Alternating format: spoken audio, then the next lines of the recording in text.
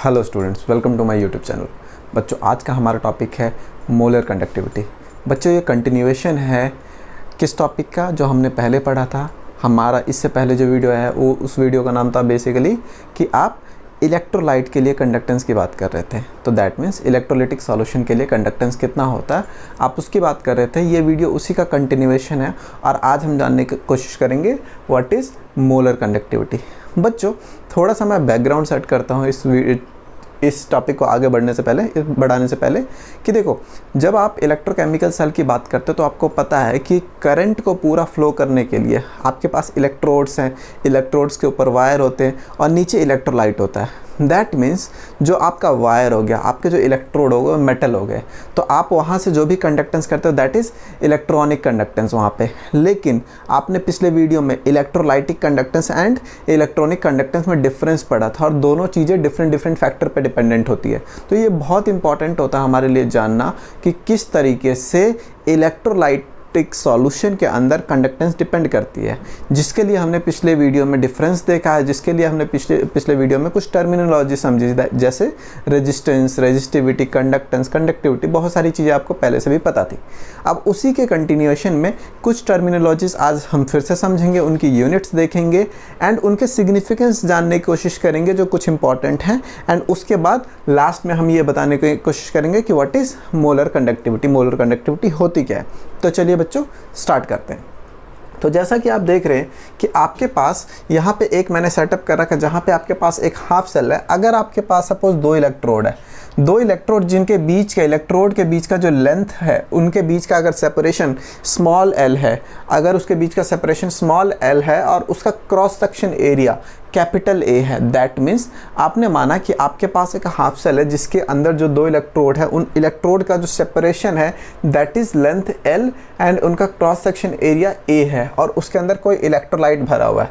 तो बच्चों, अगर इस केस में आपसे पूछा जाता है कि रेजिस्टेंस क्या प्रोवाइड हो रहा है, तो रेजिस्टेंस का फॉर्मूला आपने पढ़ रखा है, मैंने पिछली वीडियो में भी बताया था, that was rho L by A, जहाँ पे R is resistance, rho is resistivity, L is length between two electrode, A is cross section area of that electrode। ठीक है, तो ये हमें पता है। आज हम जो एक नया टर्म पढ़ेंगे दैट इज G स्टार। वो G star is called cell constant. Cell constant क्या होता है? किसी भी इलेक्ट्रोकेमिकल सेल में जो इलेक्ट्रोड के बीच का सेपरेशन है वो एंड उसके क्रॉस सेक्शन एरिया का जो रेशियो होता है that is L by A.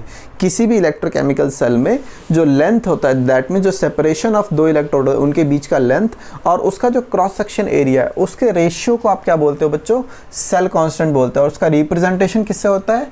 G star से। तो अगर मैं ऊपर वाले फॉर्मूला को देखो that is R equals to rho L by A, तो यहाँ पे L बाई ए की जगह मैं G स्टार लिख सकता हूँ। दैट मीन्स मेरा resistance equals to resistivity into cell constant हो गया। आई होप आपको समझ आया होगा कि किस तरीके से रेजिस्टेंस को आप रेजिस्टिविटी इनटू सेल कांस्टेंट लिखते हो, क्योंकि आपने L बाई ए को जो ratio of length and area है उसको किससे सब्स्टिट्यूट कर दिया है? आपने उसको सेल कांस्टेंट से सब्स्टिट्यूट कर दिया। नाउ मैं क्या करता हूँ कि एक बहुत इंपॉर्टेंट फार्मूला है जो आपको बॉक्स में दिख रहा है, वो न्यूमेरिकल पॉइंट ऑफ व्यू से भी बहुत इंपॉर्टेंट है एंड आपके competitive exam point of view से भी बहुत इंपॉर्टेंट है। मैं समझाता हूँ कैसे। अब क्या है कि अगर मैं रो दैट इज़ रेजिस्टिविटी उसको इस साइड ले आऊँ और रेजिस्टेंस को इस साइड ले आऊँ, that means 1 upon rho and 1 upon R. तो दैट मीन्स आपका फार्मूला हो गया 1 upon rho equals to 1 upon R into G star. अब यहाँ पे ध्यान से देखना बच्चों, क्या मैं बताने की कोशिश कर रहा हूँ। 1 upon row that means resistance का उल्टा हमने पढ़ा था कंडक्टेंस होता है, और लास्ट क्लास में हमने ये भी पढ़ा था कि रेजिस्टिविटी का उल्टा क्या होता है? कंडक्टिविटी। तो यहाँ पे कंडक्टिविटी को के कप्पा से रिप्रेजेंट करते हो, दैट मीन्स ये आपकी कंडक्टिविटी हो गई। And 1 upon R equals to conductance, 1 upon R that is 1 upon resistance equals to conductance. तो उसको आप कैपिटल G से रिप्रेजेंट करते हो। इसका ये मतलब हुआ, ये फॉर्मूला बच्चों बहुत इंपॉर्टेंट है, याद रखना इसको। That means kappa equals to, kappa is conductivity या स्पेसिफिक कंडक्टेंस भी बोलते हो, is equals to conductance into cell constant, that is K equals to G into G star. ये चीज़ हमें बहुत इंपॉर्टेंट था समझने के लिए जब हम मोलर कंडक्टिविटी को पढ़ेंगे, ठीक है। उसको आगे पढ़ेंगे तो समझेंगे उसका क्या यूज़ है, लेकिन उसको समझने से पहले पेपर पॉइंट ऑफ व्यू से कॉम्पिटिटिव एग्जामिनेशन में भी कई बार यूनिट्स पूछी जाती हैं इन सब की। तो मैं एक एक करके सबकी यूनिट के बारे में आपको बताता हूँ। आपको पता है रेजिस्टेंस आर की यूनिट क्या होती है, ओम हो गई। तो दिस इज सिंपल। अगर आपसे रेजिस्टिविटी की यूनिट पूछी है तो रेजिस्टिविटी की यूनिट क्या हो जाएगी बच्चों, आर की यूनिट इंटू ए की यूनिट डिवाइडेड बाय एल की यूनिट। अगर मैं आर की यूनिट की बात करूँ तो दैट इज ओम। अगर मैं एरिया की यूनिट क्या है तो मीटर स्क्वायर हो गया, ऊपर लेंथ मीटर हो गया, तो आपका मीटर स्क्वायर और ऊपर मीटर है, कट जाएगा, है ना, खाली मीटर बच गया, तो दैट मीन्स ओम मीटर हो गया। दैट मीन्स रेजिस्टिविटी की यूनिट क्या हो जाएगी, ohm meter. Now coming back to G star. G star आपको दिख रहा है लेंथ डिवाइडेड बाय एरिया, ऊपर मीटर है नीचे मीटर स्क्वायर। अगर मैं ऐसा यूनिट की बात करूं तो यूनिट क्या हो जाएगी बच्चों, मीटर इनवर्स, ठीक है। दैट मीन्स ऊपर मीटर है नीचे मीटर स्क्वायर है, तो मीटर इनवर्स बच गया। लेकिन जब भी आप बुक देखोगे या मैक्सिमम जगह क्वेश्चन देखोगे तो वहाँ पे यूनिट मीटर में ना लिख के मैक्सिमम जगह पे किस चीज़ में लिखा जाता है, सेंटीमीटर में। इसका सिंपल रीज़न ये होता है बच्चों कि जो साइज़ होता है आपके सेल का, इलेक्ट्रोकेमिकल सेल्स का जो साइज़ होता है वो छोटा होता है, मीटर जितने बड़े नहीं होते। मीटर बहुत बड़ी यूनिट होगी, 1 मीटर कम से कम इतना हो गया। अब इतने बड़े बड़े सेल तो बहुत कम होते हैं, होने को हो सकते हैं, लेकिन डे टू डे लाइफ में मैक्सिमम सेल छोटे होते हैं, इसीलिए आप सेंटीमीटर में ज़्यादा उसको यूज़ करते हो। तो देयर इज़ नो डिफरेंस कि आप उसको सेंटीमीटर इनवर्स में लिखो या मीटर इनवर्स में लिखो। ऐसा unit will be metre inverse, लेकिन डे टू डे लाइफ में आप उसको सेंटीमीटर इनवर्स में ज़्यादा यूज़ करते हो, centimetre due to small size, ठीक है। नाउ कमिंग बैक टू जी।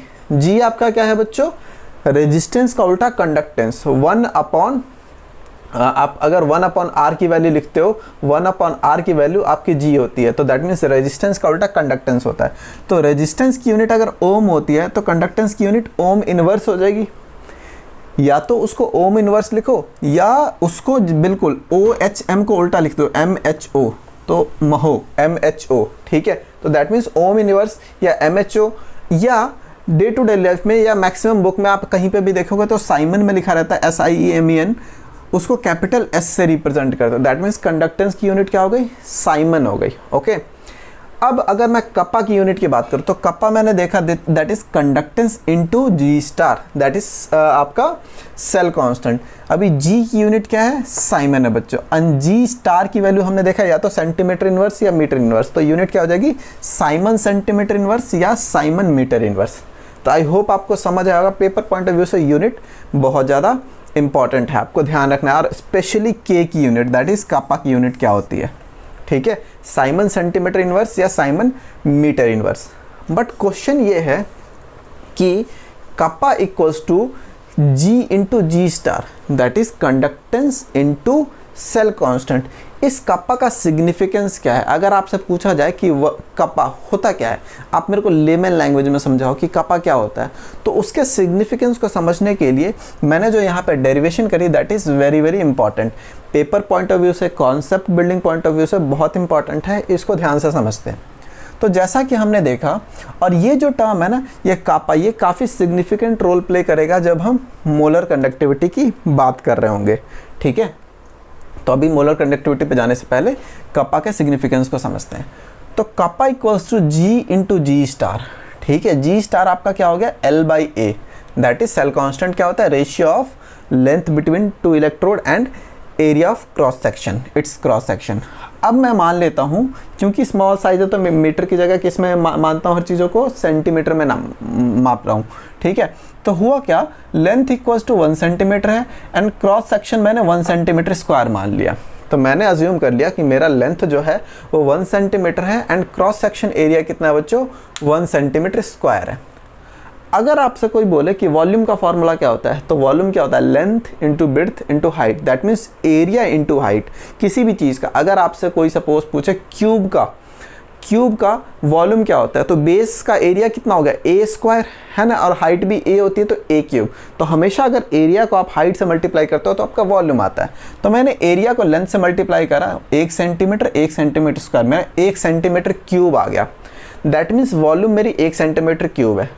और हमेशा याद रखना बच्चों, जो 1 सेंटीमीटर क्यूब होता है ना, अगर 1 centimetre by 1 centimetre by 1 centimetre का एक क्यूब बना दोगे तो और उसको पानी से पूरा भर दो तो वो पानी एग्जैक्टली 1 ml कहलाता है। That means 1 centimetre cube 1 cc centimetre cube 1 centimetre cube equals to 1 ml होता है।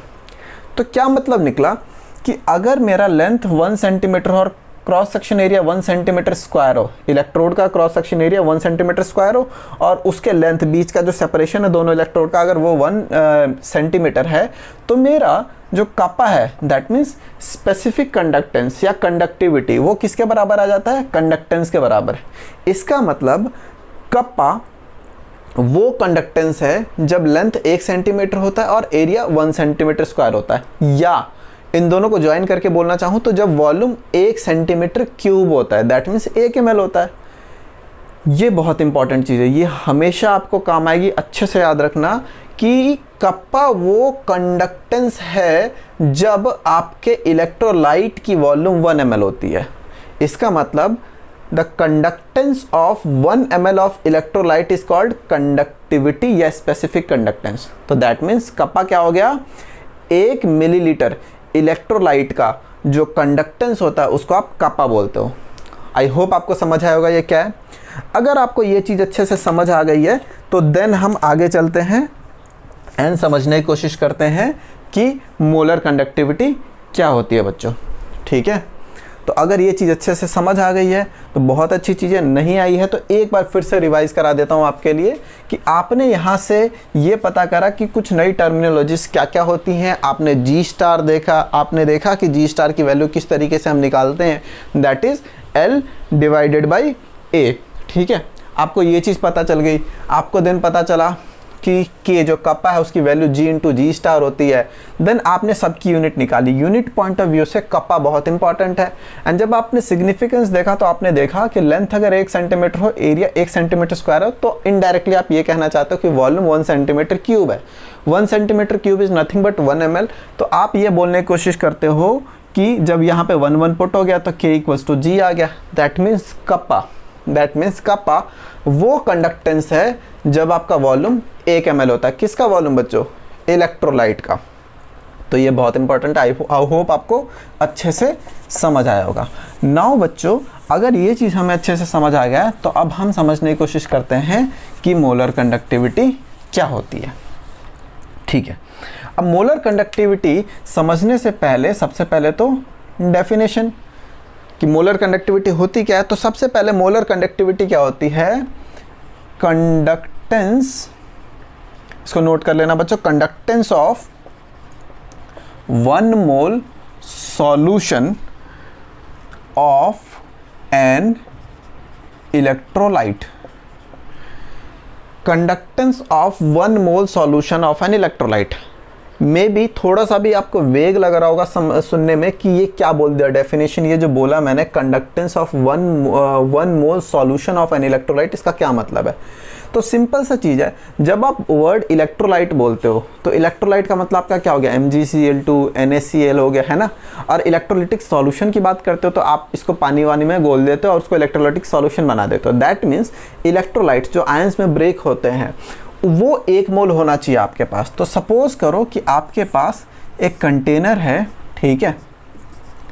अब मेरे को ये पता है, इसकी वॉल्यूम से मेरे को कोई मतलब नहीं है। मेरे को नहीं पता इसका वॉल्यूम मिलीलीटर में कितना है, मेरे को नहीं पता इसका वॉल्यूम मिलीलीटर में कितना है। मेरा काम क्या है? Conductance of 1 mole of an electrolyte. मेरा काम क्या है? इसके अंदर 1 मोल इलेक्ट्रोलाइट डाल देना। मैंने NaCl सपोज डाल दिया। जब मैंने 1 मोल इलेक्ट्रोलाइट डाल दिया तो इसका वॉल्यूम चाहे कम हो या ज़्यादा हो, इस सॉल्यूशन के अंदर कितने मोल इलेक्ट्रोलाइट है? 1 मोल इलेक्ट्रोलाइट है। अब मान लो कि ये आपका 1 मोलर सॉल्यूशन भी हो सकता था, 2 मोलर सॉल्यूशन भी हो सकता था। अगर सपोज एग्जैक्टली 1 लीटर पूरा सॉल्यूशन होता और उसमें 1 मोल होता तो आप बोलते 1 मोलर सॉल्यूशन है। मान लो कि पूरा सॉल्यूशन आधा लीटर ही था, 500 ml, और उसमें 1 मोल NaCl है। तो अगर आधे लीटर में 1 मोल NaCl है तो पूरे 1 लीटर में कितना हो गया? 2 मोल NaCl हो गया। तो डेफिनेशन के अकॉर्डिंग यही चीज़ क्या हो जाएगी? 2 मोलर हो जाएगी। तो फिलहाल के लिए मेरे को वॉल्यूम नहीं पता, ठीक है। मैं ये मान लेता हूं कि ये m मोलर सॉल्यूशन है। ये m मोलर 1 मोलर भी हो सकता है, 2 मोलर भी हो सकता है, डिपेंडिंग अपॉन वॉल्यूम। अगर वॉल्यूम कम होगा तो मोलैरिटी बढ़ती रहेगी, वॉल्यूम ज़्यादा होगा तो मोलैरिटी कम होती रहेगी, क्योंकि डालना तो मैंने 1 ही मोल है। आधा लीटर सॉल्यूशन होगा तो 2 मोलर हो जाएगा ये, है ना। और अगर 1 लीटर है तो अकॉर्डिंग टू डेफिनेशन मोलैरिटी क्या होती है, number of moles present in 1 litre of solution. तो अगर पूरा सॉल्यूशन 1 लीटर है तो मैं देख रहा हूँ 1 मोल है, 1 मोलर हो गया। अगर पूरा सॉल्यूशन आधा लीटर ही है तो उसमें अगर 1 मोल डाल दिया तो आधा लीटर में 1 मोल, तो और आधा लीटर, दैट मीन्स डेफिनेशन के अकॉर्डिंग 1 लीटर में होता है ना, तो 1 लीटर के अंदर 2 मोल हो जाएगा, तो उस टाइम ये 2 मोलर हो जाएगा। तो क्वेश्चन ये है कि जब मैंने बोला मोलर कंडक्टिविटी की value conductance of 1 mole of an electrolyte, 1 mole electrolyte का जो कंडक्टेंस होता है उसको आप मोलर कंडक्टिविटी बोलते हो। तो सिंपल सी चीज़ है, आपको मोलैरिटी पता करनी है। मोलैरिटी क्या होती है, नंबर ऑफ मोल्स किस चीज़ का बच्चों, सॉल्यूट का, divided by volume of solution. अगर लीटर में लिखोगे तो सही है, अगर मिलीलीटर में लिखोगे बच्चों तो 1000 से मल्टीप्लाई करना पड़ेगा, सिंपल, ये तो हमें पता है। तो नंबर ऑफ मोल्स ऑफ क्या, solute, number of moles of solute, solute यहाँ पे क्या है, NaCl है जो इलेक्ट्रोलाइट ऐड कर रहे हो, into 1000 divided by volume of solution in millilitre. अगर मिलीलीटर की जगह लीटर लिखते हो तो 1000 से मल्टीप्लाई करने की जरूरत नहीं है, ठीक है। लेकिन जनरली हम मिलीलीटर में यूज़ करते हैं तो मिलीलीटर लिख लेते हैं। तो हमें पता है कि मोलैरिटी हमें पता चल गई, नंबर ऑफ मोल्स कितना है, 1 मोल, यही तो बोला मोलर कंडक्टिविटी का डेफिनेशन यही है कि कंडक्टेंस ऑफ 1 मोल, तो मेरे पास 1 मोल है into 1000 divided by volume in millilitre. तो अगर आपसे कोई क्वेश्चन पूछे कि वॉल्यूम निकालो इसका, तो वॉल्यूम इन मिलीलीटर क्या हो जाएगा बच्चों, 1000 डिवाइडेड बाय मोलैरिटी, हाँ या ना, 1000 डिवाइडेड बाय मोलैरिटी। अब आप बोलोगे कि आपने ये वॉल्यूम क्यों निकाला है, मेरे को इस वॉल्यूम का क्या करना। आई होप बच्चों आपको ये समझ आया होगा डायग्राम क्या है, नोट कर लेना, ठीक है। आप पूछोगे ये वॉल्यूम क्यों निकाला है, तो यहीं पे जो हमने अभी थोड़ी देर पहले पढ़ा था कि कप्पा क्या होता है बच्चों, conductivity of, conductance of 1 millilitre, conductance of 1 millilitre आपका क्या होता है, कप्पा होता है। तो अगर आपसे बोला है मोलर कंडक्टिविटी क्या होती है, तो कंडक्टेंस ऑफ 1 मोल, अभी आपने देखा कि अगर आपको 1 मिलीलीटर का कप्पा होता है, तो अगर आपसे पूछा जाए 1 मिलीलीटर के कंडक्टेंस को आप कप्पा से डिनोट करते हो, तो V मिलीलीटर जो यहाँ पे है उसका क्या हो जाएगा बच्चों, kappa into 1000 divided by molarity, हाँ या ना, यही हो जाएगी।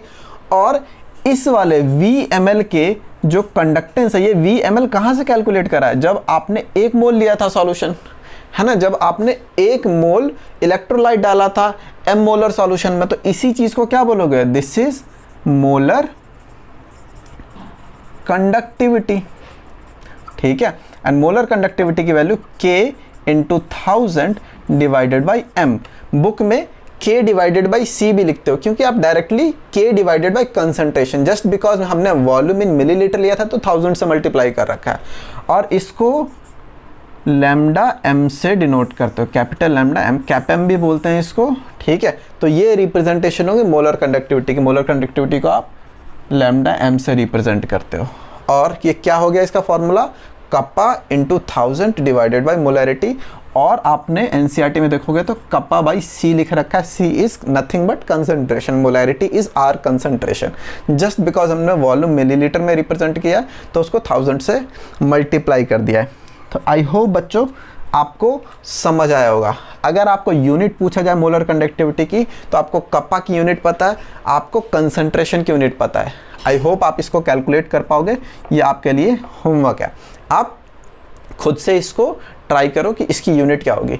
तो आई होप बच्चों इस वीडियो में आपको अच्छी तरीके से समझ आया होगा कि मोलर कंडक्टिविटी क्या होती है, ठीक है। नेक्स्ट वीडियो जब मैं लेके आऊँगा तो उसमें molar conductivity, limiting molar conductivity and जब कंसंट्रेशन चेंज होता है तो उनके कंडक्टेंस पे क्या फ़र्क पड़ता है, इसके बारे में वीडियो लेके आऊँगा। आई होप आपको ये चीज़ समझ आई होगी क्या होता है, आप इसको रिवाइज करो। पेपर पॉइंट ऑफ व्यू से बहुत इंपॉर्टेंट टॉपिक है, इलेक्ट्रोकेमिस्ट्री के one of the most important topic में आता है कंडक्टिविटी, लिमिटिंग मोलर कंडक्टिविटी, ये सारी चीज़ें।